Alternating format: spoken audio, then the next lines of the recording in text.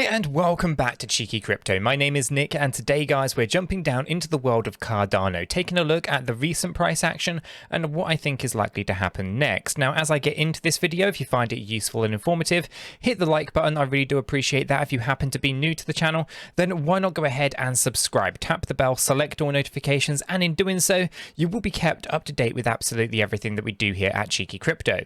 And if you have not yet joined us in Discord, the link is in the description down below. It's a fantastic community talking crypto 24/7. It's completely free and I don't think you'll be disappointed by what you find down there, so why not go ahead and check that out today. You'll also find links to our Patreon services where we offer a lot more for our Patreon members via Discord. This is everything from buying, selling, staking alerts. These are our movements, Chris and myself in the space. We've got some trading stuff going on in there. We've got some project reviews. We've got AMAs and a whole host of additional benefits. If that sounds interesting, why not check that out? And the other link that you might find interesting down below is the community-led Cheeky podcast. This is run by the Cheeky community and it's a fantastic way of staying up to date with absolutely everything crypto on your daily commute into the office. If that sounds interesting, check it out. It's available on Apple, Spotify, Amazon Music, and here on YouTube as well. Links in the description below. Okay, guys, let's waste no more time though. Let's jump right down into this one and start talking about Cardano's ADA. Let's start off by actually taking a look at coin market cap here. So basically, we are currently trading at the point of recording this video at 45.4 cent. We have about 33.93 billion ADA in circulating supply. The maximum supply is 45 billion. This puts us at about 75%, fully kind of diluted or fully out there. Now, obviously, that means there's a little bit of inflation still to kind of consider with Cardano's ADA, but there's a lot worse kind of tokenomics out there. So definitely something you want to do more research on. Obviously, I'm not a financial advisor. I can't give you financial advice. And what I can do is give you my thoughts and opinions on the data as I see it. And when you see a project that's got a reasonable, decent supply, such as 45 billion, that kind of gives you some kind of idea as to where your upper limits might be in this kind of volatile market. But also knowing that that's the majority of it's already actually out there. It's heavily decentralized. A lot of it is actually staked, where a lot of people earn passive income from their ADA holdings. Actually, it starts to balance out quite well. There is also some shortages on some exchanges, such as Binance, who are really struggling to hold on to ADA. So as a result, they actually are incentivizing people quite a bit to basically lock up their ADA on their platform for staking, and in such you'll earn rewards. Now, obviously, we don't advise that. It's not something that we would do. You want to have kind of control over the keys of your assets. And considering the volatile moments in the market and what we've seen so far, keeping crypto on exchanges isn't necessarily the safest thing. With that being said, though, I do think Binance is probably one of the safer ones out there, if any. So I think there's going to be some assurance with that. But do kind of, do what's best for you, do your own research, come to your own conclusions. Personally, I just keep mine in a cold storage and then I stake directly using the URI wallet linked up to my cold storage device. We use the ledger, also in the link description below, if that's of interest to you. Okay, so knowing that we've got a decent circulating supply and we know the price, we can calculate the market cap at $15.4 billion. Market cap, of course, is not the amount of money that's gone into a project. It is simply just a calculation between the circulating supply and the current price. It's just a notion of price, but at a macro level. So we know it's not the amount of money. It's not the amount of money in terms of liquidity that could be pulled out of Cardano instantaneously. Okay, that's a totally different number, and we aren't going to go into that today. Okay, so knowing the kind of the basics here, let's now jump down into the charts. Now, before I do actually bring the chart up into view, I do want to kind of just stress a couple of things. I'm using Elliott wave theory on my charts. This is something that I've done for a very long time on the channel. Now, essentially, Elliott wave theory can be a little bit complex for those who are unfamiliar. However, I do think it actually is something worth knowing. And there are many people on YouTube, for example, that would look at Elliott wave theory, but they sometimes don't apply the rules quite the same way. So I think it's worth actually getting a good foundation level. Whether you choose to believe in Elliott wave theory or not, that's entirely up to you, but I think you should at least have a good understanding. Now, join us in Discord if you haven't done so already, and I do have some materials actually available so you can understand what I'm talking about when I draw the waves on the charts. Okay, so this is going to be messy. I apologize in advance if it's a little confusing, but join Discord and you can find all of the reading material that will kind of get you to know exactly what I'm talking about here. So let's go ahead and first of all make the chart bigger and bring it up. Okay, so here we have Cardano paired up with USDT. We're on the hourly chart and Binance is our data source. Okay, now obviously all the yellow movements are the waves and the structures of the moves that I'm monitoring for Cardano. Specifically on this hourly chart. Okay, so these are what we'd consider micro movements. Now here, I think it's really important to actually probably come up another layer. I'm going to go to the 4 hour to start with, and I'm just going to bring this down so you can kind of see this macro view. We are tracking a WXY move to down towards potentially 22.23. Now 22.23 cent is incredibly low. Okay, now I do want to stress that just because we have a structure here that kind of says that's a typical area for retracement doesn't make it a guarantee. What it does is it gives us the ability to say, okay, well, here is a typical area that we should be mindful of. And then we go ahead and we count the structures that sit inside that wave. Now, when we do that, we actually get very different structural patterns appearing. And for me personally, when I look at the history, I do see some good support areas around 28 to 34 cent. So it's possible that we do pull back and we just hit those areas and actually they become a good area of support. But I'm very mindful that the 1-to-1 ratio, the macro lows, if you will, are indicating 22.23. So just be mindful over that. It's not a guarantee. It's just a bit of an idea as to what's going on. Now, if we did drop down to 22.3 cent, basically it is indicating a 92.7% drop from the previous all-time high of $3.10. Okay, so we understand that. Now, if we come all the way back, we can see here that we have a three-wave structure, a bounce and a three-wave structure down, right? Essentially, all this would be is a very corrective pattern of a three-wave move, a WXY, essentially.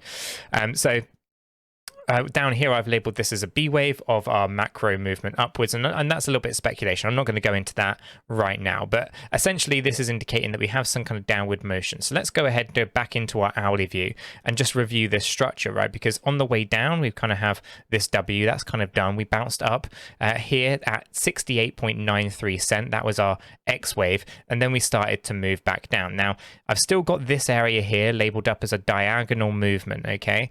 This could just simply be, though, a correction that would be called a WXYXZ. Okay, that's very, very possible. So we should be cautious about that area. It's not necessarily guaranteed that it's a diagonal move, and it's all very, very corrective here. Okay, and when I say corrective, it's all short-term movements. Now, the most recent movements are really interesting to me. And specifically here, okay, we had a three-wave move upwards, which is just corrections. We had a five-wave move down, three-wave move up, and five-wave wave move down, right? Essentially, this is an ABC, A, B, C. And an ABC is a 5-3-5 structured pattern.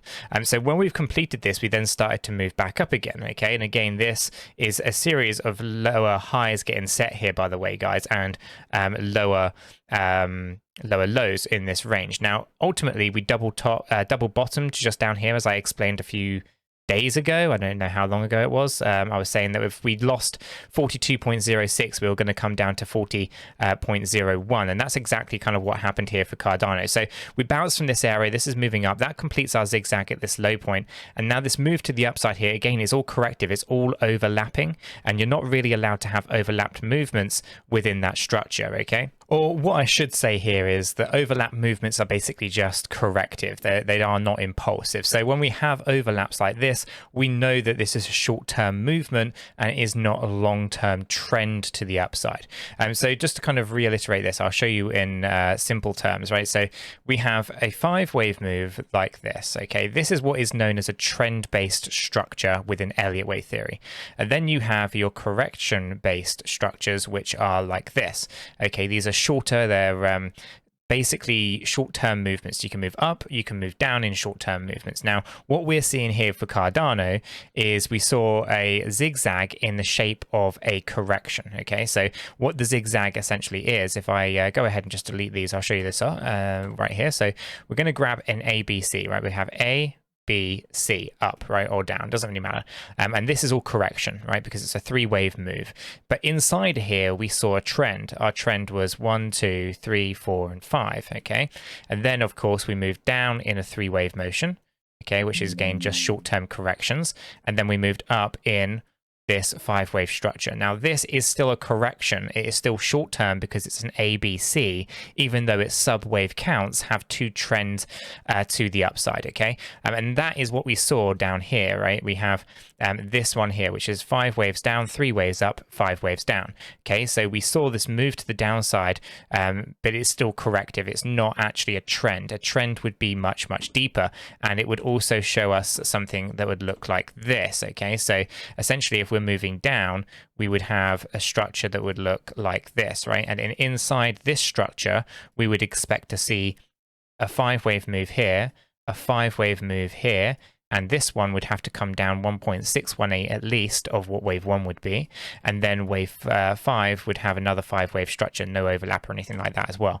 So essentially what we end up looking for are these kind of structures to help us understand if there's a trend. So what we saw here was not a trend down, but instead just a correction down, and what we're witnessing going up is all just corrections up. Even though we might have some 5-wave sub-wave counting going on, you have so much overlap here that it is just corrective. There isn't anything more than short-term movements, so no trend-based patterns. So when we start thinking about this move, we can see here that we have this high point, we had this low, we had a bounce in the middle. So straight away we know that here we have our 3-wave structure, then we move down and then we move back up again. And again, this movement down overlapped with W. So we know that it's not a trend because wave 4 doesn't cross wave 1, for example. So instead what we end up with is a 3-3 or a 3-3 pattern, which is all corrective in itself, right? And this is something like a W, X, Y, X, Z. Okay, they look like 5-wave patterns, but they're not actually impulsive or trend-based patterns. So when we start moving on up like this, we know that it's going to be short-lived.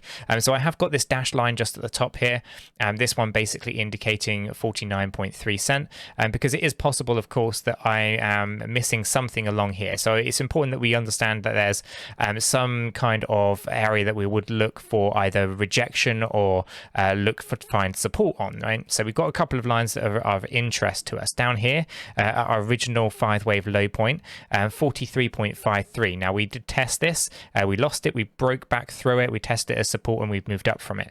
And now when we start thinking about where we're getting rejected from, we can start to look back all of this congested area here. There isn't actually too much where we are at the moment. I would expect us to actually move up a little bit higher to find the major areas of resistance, somewhere about 47 maybe, something like that.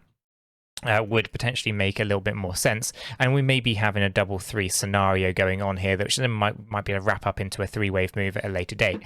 So essentially all that's looking pretty good for Cardano. Now when we bring up our momentum indicator, and again this is something else that we should probably talk about in a little bit of detail here. So momentum indicators, they basically show us the strength of a move. So though we are using a stochastic RSI, there are many other momentum indicators that you can use. Now when we use a stochastic RSI, we do not want to use this in isolation. You cannot use this on its own. It has to be used with something else, another indicator or Elliott wave theory in this case. What this is telling us is it's showing us the strength of a downward move or an upward move, okay? And when things become overbought or oversold, we're going to be either below a level of 20 or higher than a level of 80 on this particular chart, okay? So right now on our hourly chart, we're down below 20. This is indicating that it's oversold, and it's oversold without actually doing too much price damage, meaning that we're probably going to move up imminently on this hourly chart, even if it's just a minor movement to the upside to take us from oversold to overbought. Now, that's not a guarantee. Again, like everything else, nothing is a guarantee in this space. It's just probability. So when you're oversold, you're going to move up to overbought. There's a high probability of it. Timing that is incredibly hard, which is why you cannot use the stochastic RSI on its own. You can use the stochastic RSI along with something like a Bollinger Band, for example. And right now, you can see that we're getting a squeeze on our bands here, okay, specifically on our hourly chart, which means we might have a small push up higher before we actually collapse down or so forth. Now the Bollinger Bands, they do not give you a direction, but when you see a squeeze in the bands like this, you do expect some kind of volatile movement in one direction or another. Okay, so knowing that we're oversold on this hourly chart, it's going to be really important that we cross-check the other time frames to know if they're overbought or oversold. So when we come up into the 4 hour, we can see that we're overbought and we're looking for correction to the downside. We take a look at our 8 hour, and again, we're overbought looking for correction to the downside. Our daily is almost overbought. So knowing that we have almost overbought stochastic on our 4, 8 and daily altogether combined is indicating there's going to be a move to the downside, but our hourly needs to move up. So I would say that our daily probably could move up a little bit higher. Our hourly could definitely move up a little bit higher. And looking at the Bollinger Bands, we might just test that upper band before absolutely breaking down. Obviously not a guarantee, but it's something that we should be, quite thoughtful of over and, see if something here can be done. This is not a trading opportunity in my mind. I think we've got huger opportunities or bigger opportunities to the downside than we have got to the upside. So caution should definitely be applied from a short-term perspective for Cardano. So let's go ahead and bring this back up here. So now we have a good understanding over the Stochastic RSI and what the Stochastic RSI is actually telling us. So essentially this move to the upside is short. It's almost over in my opinion. I'm not saying for sure that we're going to go down into new lower lows just yet, but a correction to the downside is highly likely. Based on our daily Stochastic RSI, I would estimate that we are going to see a pretty significant pullback to the downside. Again, my buy zones are currently between 28 and 34 cent. However, we could be looking at 22.23 on a much bigger macro to the downside. Now, it's at this point, I do want to kind of just bring this all back up into our macro daily, because we actually had a 5-wave move up inside our A wave, and we have a 3-wave move coming down in this correction. So as we start to think about multiple cycles and bull runs and bear markets and things, what have we actually got here at a macro level is potentially a 5-3-5. And I would say that this is incredibly likely to play out. 5 waves on their own is incredibly rare. It can happen, of course, but it would be unusual. These things normally nest inside, and they're found within macro patterns all over the place. Considering we don't have huge amounts of data here for Cardano on Binance, and taking a look at our 5-wave move during 2020 and 2021, looking at this pullback in 2021, into 2022, we'll be looking for potentially a 5-wave move upwards. Now, if this is the true, and we do actually see this kind of play out, then essentially we could potentially be looking for a 1-to-1 ratio. Again, not a guarantee, but it could see Cardano push up towards $39. Now, that does seem crazy, right? Specifically when we're talking about a circulating supply of $33.3 billion. And I know a lot of people, and specifically in the space, are going to say, well, they can't have a market cap that high, right? But hopefully, if you watched the beginning of this video, you are clear and you understand how market cap is calculated. Market cap is current price multiplied by circulating supply. It isn't the amount of money going into the space, okay? So for Cardano to move up to $39, it doesn't require billions upon billions upon billions of dollars to flow into it. It actually just requires a small slice of that pie. It actually requires a significant shrinkage of the supply, i.e. staking long-term, getting it locked up in Binance, for example, or alternatively, or a huge demand, or better, both, right? Supply squeeze and increase in demand, and the price will absolutely fly. Supply and demand is the most important when it comes to price discovery. It's not market cap. So hopefully that makes sense to you guys. If not, join us in Discord. I think there's an article out there somewhere that actually explains market cap in a lot more detail than I'm probably really badly articulating in this particular video. But essentially here, it's a good push towards $39. I believe that is quite possible. And we have got the technicals that now indicate this based on a 5-3-5 structure that we can see all over the place in many different charts. However, we should be cautious because there is no guarantee of this. A 5-wave structure, yes, I do expect that, but that 5-wave structure might just come up here, maybe towards $13, right? Maybe it's only going to go up to $8. That structure is more important than this macro movement, okay? Just because a C wave is most commonly a 1-to-1 ratio with our A wave doesn't make it a guarantee. It does mean that it gives us a bit of an idea as to where things might be going and a good target to kind of be thinking about. But at the same time, we should be very much aware that the subwave count of this C wave is more important. So guys, I am going to leave the video there. If you have found this useful and informative, hit the like button. I really do appreciate that. If you happen to be new to the channel, go ahead and subscribe, tap the bell, select all notifications, and you will not miss another update here at 𝗕𝗘𝗪𝗏𝗧𝗏. With all this said, done, and out of the way, guys, I hope everyone has a fantastic day, and I'll catch you all in the next one.